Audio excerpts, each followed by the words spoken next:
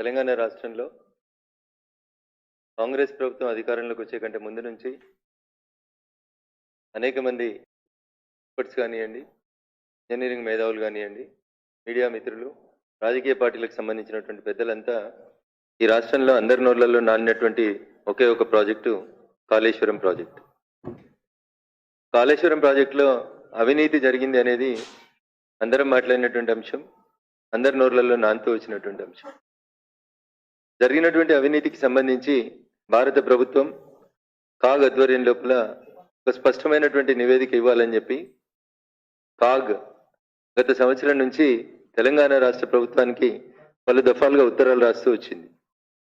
మార్చి 2023లో చివరిసారిగా కాగ్ నుంచి తెలంగాణ రాష్ట్ర ఇరిగేషన్ శాఖ ప్రత్యేక అధికారి గౌరవనీయులు doctor Rajat Kumar, special chief secretary to government irrigation and command area development department తెలంగాణకి మార్చి 2023 లోపల కాళేశ్వరం ప్రాజెక్టు మీద జరిగినటువంటి పూర్తి వివరాలతో కూడినటువంటి ఒక నివేదిక నియమని చెప్పి కంట్రోలర్ అండ్ ఆడిటర్ జనరల్ భారత ప్రభుత్వం నుంచి మార్చి 2023లో ఒక లేఖ వచ్చింది.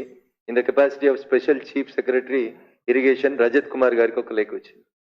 మార్చి 2023 నుంచి ఉద్దేశపూర్వకంగా ఈ లేఖకు సమాధానం ఇవ్వకుండా కంట్రోలర్ అండ్ ఆడిటర్ జనరల్కి పూర్తి సమాచారం ఇచ్చినట్లయితే తమ బండారం మొత్తం బట్టబయలైతేనటువంటి ఒక దుర్మార్గమైనటువంటి ఆలోచనతోటి రాష్ట్ర ప్రభుత్వ పెద్దలు ఈ నివేదికను దొక్కిపెట్టిండ్రు. ఈ రాష్ట్రంలో ఇటీవలనే మీకు అందరికీ తెలుసు, ప్రభుత్వం మారింది, అధికారం మారింది. టీపీసీసీ ప్రెసిడెంట్గా ఉన్నప్పుడు రేవంత్ రెడ్డి గారు అమిత్ షా గారికి, భారత ప్రభుత్వానికి పలు దఫాలుగా విజ్ఞప్తులు చేసిండ్రు. ఏమని? కాళేశ్వరం మీద విచారణ సిబిఐ చేత చేపిస్తే బాగుంటుంది, ఎందుకంటే దీని లోపల అనేక సంస్థలు ఇన్వాల్వ్ అయినాయి.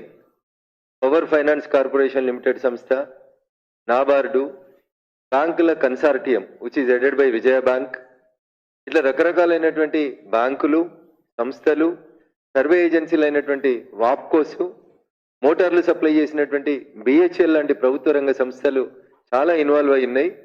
ఇదొక పెద్ద స్థాయి లోపల జరిగినటువంటి కుంభకోణం. కాబట్టి దీని మీద సిబిఐ విచారణ జరిపించాలని చెప్పి నాటి టీపీసీసీ ప్రెసిడెంట్, ప్రస్తుత గౌరవ ముఖ్యమంత్రి యనమల రేవంత్ రెడ్డి గారు భారత ప్రభుత్వానికి లేఖ రాసినాం. అమిత్ షా గారు చర్య తీసుకుంటలేరు, మోడీ గారు చర్య తీసుకుంటలేరు, కాబట్టి బీజేపీ బీఆర్ఎస్ ఒకటి అని చెప్పి ఎన్నికలప్పుడు బాగా ప్రచారం చేసి ఒక పర్సెప్షన్ డెవలప్ చేసి అధికారంలోకి వచ్చిర్రు మిత్రులు రేవంత్ రెడ్డి గారు. అధికారంలోకి వచ్చిన తర్వాత కథ ఉల్టా తిప్పి ఉల్టా చోరు కొత్వాల్డా అంటే అన్న రీతి లోపల ఈ ఇన్వెస్టిగేషన్ని, ఈ కాళేశ్వరం కథని కాంగ్రెస్ పార్టీ కంచికి చేర్చాలనుకుంటుంది. అందుకనే ఈరోజు భారతీయ జనతా పార్టీ కార్యదర్శిగా, దుబ్బాక మాజీ శాసనసభ్యునిగా కొన్ని ప్రశ్నలు కాంగ్రెస్ పార్టీ మిత్రులకి రాష్ట్ర ప్రభుత్వం ముందు ఉంచాలనుకుంటున్నాం. మేడిగడ్డలో పిల్లర్ గుంగింది, పేపర్లన్నీ రాసినాయి. తెల్లారే సెంట్రల్ ఏజెన్సీస్ వచ్చి ఇన్వెస్టిగేషన్ చేసినాయి. 3 రోజుల తర్వాత రేవంత్ రెడ్డి గారితో పాటు కాంగ్రెస్ పార్టీ భవిష్యత్ నాయకుడు అని చెప్పుకుంటున్నటువంటి రాహుల్ గాంధీ గారు మేడిగడ్డను సందర్శించారు. మేడిగడ్డను సందర్శించిన రోజు రాహుల్ గాంధీ గారు రేవంత్ రెడ్డి గారిని పక్కన పెట్టుకొని ఆ మేడిగడ్డ అనేటువంటి రిజర్వాయర్ మీద నిలబడి వారు మాట్లాడిన మాట, కేసీఆర్ అంటే కాళేశ్వరం కరప్షన్ రావు అని చెప్పి మాట్లాడినారు.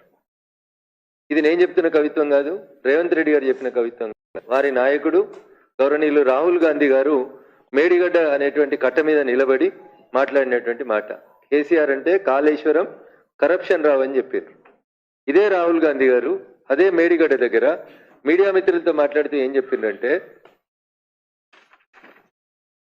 ఇదే పేపర్లో రిపోర్ట్ అయినటువంటి వార్తనే చదువుతున్నాయి, ఇది నా సొంత కవిత్వం కాదు. ఆ రోజు వారు ఏం చెప్పిందంటే, కాళేశ్వరం ప్రాజెక్టు పేరుతో కేసీఆర్ 1,00,000 కోట్లు దోచుకున్నారని, తాము అధికారంలోకి వస్తే ఆ సొమ్మును వసూలు చేసి ప్రజల బ్యాంకు ఖాతాల్లో జమ చేస్తామని చెప్పి రాహుల్ గాంధీ స్పష్టం చేశారు.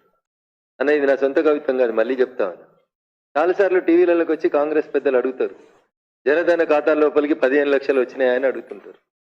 నాకు తెలియదు మరి, మేము అన్నట్టు ఇక్కడ లేదు అది. మోడీ గారు అన్నట్టు ఒక వీడియో, ఒక ఆడియో చూపెట్టమని నేనైతే ఒక 50 సార్లు అడిగిన, అన్ని టీవీ ఛానల్ చర్చలలో అడిగిన, ఏడు రాలేదు. కానీ ఇది మొన్న అన్న, 4 రోజుల కిందట మేడిగడ్డ గుంగినప్పుడు ఫోటోలో కూడా రాహుల్ గాంధీ గారు రేవంత్ రెడ్డి ఇద్దరే కనబడతారు, వేరే వాళ్ళు కనబడరు మీకు ఆ కట్ట మీద. ఇది రాహుల్ గాంధీ గారు, ఇది రేవంత్ రెడ్డి గారు. రేవంత్ రెడ్డి గారు స్వయాన చూపిస్తున్నారు, రాహుల్ గాంధీ గారు స్టేట్మెంట్ చెప్పినారు. ఏమని?